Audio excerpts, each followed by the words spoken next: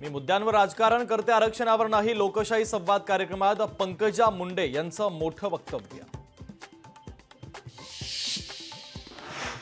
29 ऑगस्टला वेळ दिला, त्याआधी आरक्षण द्या। जरांगेंचा सरकारला नवा अल्टिमेटम। सरकारचा खुर्चीत जीव, त्यांना खुर्चीतच ठेवणार नाही। जरांगे पाटलांचा सरकारला इशारा। जरांगे विधानसभेत एकही उमेदवार उभा करणार नाहीत। एकीकडे 96 कुळी म्हणायचं आणि मागासमधून आरक्षण मागायचं। लक्ष्मण हाकेंची जरांगे पाटलांवर सडकून टीका।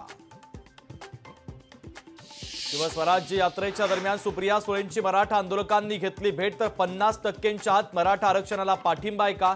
मराठा आंदोलकांचा सुप्रिया सुळेंना सवाल। महायुती सरकारवरील विरोधकांच्या आरोपांवर संघाची नाराजी। भाजप मंत्र्यांना भ्रष्टाचाराच्या आरोपांपासून दूर राहण्याचा संघाचा सल्ला। काँग्रेस पक्षाचे 2 आमदार शिवसेनेच्या वाटेवर। हिरामण खोसकर, जितेश अंतापूरकर शिवसेनेत जाण्याची शक्यता। क्रॉस वोटिंग कारवाईच्या आधीच दोघे काँग्रेस सोडण्याच्या तयारीत।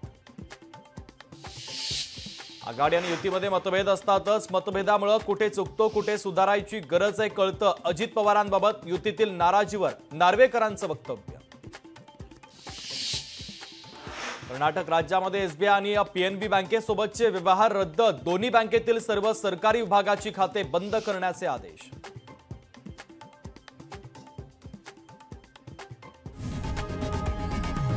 लोकशाही मराठी ऐका, पहा, जागरूक रहा।